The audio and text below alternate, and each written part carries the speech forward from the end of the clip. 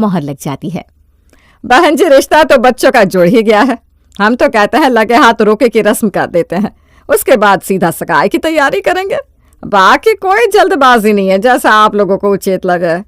जी बहन जी, हमें भी कोई ऐतराज़ नहीं है, बस चूंकि हमारी ऐसी कोई तैयारी नहीं है इसलिए हमें थोड़ा सा समय दीजिए। आप लोग भी लंबा सफ़र करके आए, थोड़ा आराम कर लीजिए, तब तक हम जो भी थोड़ा बहुत हो सके इंतज़ाम करने की कोशिश करते हैं। मेहमानों को गेस्ट रूम में छोड़कर सीमा और सुधी जल्दी जल्दी रोके की तैयारी में लग जाती हैं। अरे दीदी, इतने बड़े लोग हैं, अब ऐसे फल और मिठाई से रोका नहीं हो पाएगा। आप ना एक सोने का सिक्का मंगवा लीजिए, 10 किलो मिठाई और घर के सभी सदस्यों के कपड़े, और हाँ, दामाद जी की कम से कम 5 जोड़ी मंगवाना। बिल्कुल ठीक करिए छोटी, एक नहीं 5 सोने के सिक्के मंगा लेते हैं, एक ही तो दामाद है हमारा। सच्ची तू रहती है ना तो मुझे किसी बात की चिंता नहीं होती, कितनी सहजता से सब संभाल लेती है। रोकी का नाम सुनकर मेरे तो हाथ पैर फूलने लगे थे। ठीक है किशोर, ऐसा करो तुम जल्दी से बाजार जाकर सब सामान लेकर आओ, तब तक हम थोड़ी हॉल की सजावट करवा देते हैं। 3 घंटे बाद रस्म है, अब इन 3 घंटों में जो हो पाए वही ठीक है। सीमा और सुधी ने एड़ी चोटी का जोर लगा दिया था कि शादी का ये पहला फंक्शन किसी भी मायने में सूना ना लगे। किसी तरह दौड़ते भागते 3 घंटे में सारी तैयारियां पूरी होती हैं और पारस और परिधि रोका सेरेमनी के लिए जाकर सोफे पर बैठते हैं। आओ छोटी, दामाजी को अपने हाथ से फल, मिठाइयाँ और सोने का सिक्का दो। अरे जीजी, लेकिन मैं क्यों, आप करिए ना। अरे तू भी तो इसकी माई है ना, मुझसे ज्यादा तुझे इसकी चिंता रहती है। सच बताए तो ये जितनी भी व्यवस्था आप लोग देख रहे हैं ना, सब इसी की हुई है, इसलिए दामाद जी का रोका करने का पहला अधिकार भी तुम्हारा ही है। अब तुम शर्माओ मत, यहाँ आकर माँ होने का फर्ज निभाओ। वाह बहन जी वाह, आप दोनों देवरानी जेठानी का प्यार देखकर तो हमारा मन भी गदगद हो गया। सच्ची देवरानी जेठानी में लड़ाई झगड़े के किस्से तो हमने बहुत सुने थे, लेकिन ऐसा प्यार पहली बार देख रहे हैं। और हमें तो इस बात की बहुत खुशी है कि हम ऐसे परिवार से लड़की लेकर जा रहे हैं जिसने अपने परिवार में इतना अच्छा माहौल देखा है। आप निश्चिंत रहिए बहन जी, हमारी परिधि ना लाखों में एक है, एक नहीं 2-2 माओं की परवरिश मिली है उसे। हमारी बिटिया गुणों की पूरी खान है, आपके पूरे परिवार को अपने अच्छे व्यवहार से जोड़ कर रखेगी। ये रोका की रस्म तो पूरी हो गई, अब आज से परिधि बिटिया हमारी हुई। बस कुछ दिन की मोहलत दे रहे हैं आप लोगों को बिटिया की सगाई और शादी की तैयारी के लिए। उसके बाद तो हम ढोल बाजे के साथ आएंगे और अपनी अमानत को आपके घर से अपने घर ले जाएंगे। और वैसे भी भाई हमारा लड़का उतावला हुआ जा रहा है। क्या पापा, आप ही कैसी बातें करते हैं? क्यों भाई, हमने कोई झूठ कहा क्या?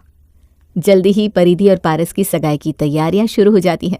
सगाई के 2 दिन बाद बहन जी, आज एक अननोन नंबर से हमारे पास फोन आया और फोन पर हमें आपकी बेटी के बारे में कई उल्टी सुल्टी बातें बताई गई। माना कि हम उन बातों पर भरोसा नहीं करते, लेकिन फिर भी ना आपको सावधान कर रहे हैं कि थोड़ा ध्यान रखिए।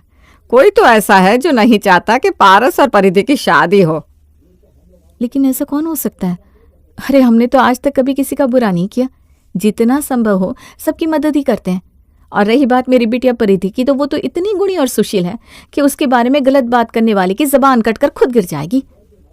वैसे मैं ये जानना चाहती हूँ कि आखिर उस फोन कॉल पर कौन था और उसने मेरी बिटिया के बारे में क्या कहा? बहन जी, किसी औरत का फोन था, कोई बुजुर्ग महिला लगती थी। उसने सिर्फ इतना कहा कि अपने बेटे की जिंदगी बचाना चाहती हो तो उस घर से रिश्ता तोड़ दो, वो लड़की 1 नंबर की आवारा और चरित्रहीन है। अरे कीड़े पड़ेंगे उससे जिसने मेरी बेटी के बारे में ऐसी अनाप शनाप बातें की। आप मेरा यकीन करिए बहन जी, मेरी बच्ची में कोई दोष नहीं है। हम समझते हैं बहन जी, और परिधि अब सिर्फ आपकी बेटी नहीं है, हमारी होने वाली बहू भी है। हम तो खुद चिंतित है कि आखिर कौन है ऐसा जो हमारी होने वाली बहू के चरित्र पर कीचड़ उछालना चाहता है। बहन जी, किस नंबर से कॉल आया था? आप हमें दीजिए, हम पुलिस में रिपोर्ट दर्ज करेंगे। अरे इसी बात का तो रोना है ना, किसी पीसीओ से फोन आया था। समधन की बात सुनकर सीमा के माथे पर चिंता की लकीरें खिंच गई थी। अचानक से उसका पूरा शरीर पसीने से भीगने लगा था और वो घबराते हुए धम से कुर्सी पर बैठ जाती है। अरे जीजी, जीजी क्या हो गया, ऐसे अचानक से घबरा क्यों गई आप? छोटी, समधन जी का फोन आया था, कह रही थी उनके पास किसी अजनबी नंबर से फोन आया जिसने हमारे बिटिया के बारे में बहुत सी अनाप शनाप बातें की। मेरा तो सर चकरा रहा है, आखिर ऐसा कौन हो सकता है और हमारी बिटिया की किसी के साथ क्या दुश्मनी? वो तो हमारी समधन इतनी समझदार है, कह रही थी बिटिया के बारे में ऐसा वैसा नहीं सोचेंगे। आप चिंता मत करिए, लेकिन फिर भी मैं तो माँ हूं ना छोटी, मेरा दिल तो घबराता ही है। कहीं ऐसा ना हो कि बनी बनाई बात बिगड़ जाए। अरे जी शुभ शुभ बोलिए, ऐसा कुछ नहीं होने वाला। और आप पहले ठंडा पानी पीजिए, अपनी तबीयत का ख्याल रखिए, बाकी सब अच्छा ही होगा। 2 दिन बाद। सीमा जी, आज तो हद ही हो गई। पिछली बार के फोन कॉल से हमारे ऊपर कोई असर नहीं हुआ, तो आज कोई हमारे घर में एक चिट्ठी डाल कर गया है। उस लिफाफे में चिट्ठी के अलावा कई सारे फोटोग्राफ भी थे। जब हमने खोलकर देखे तो परिधि के गंदे फोटोज थे।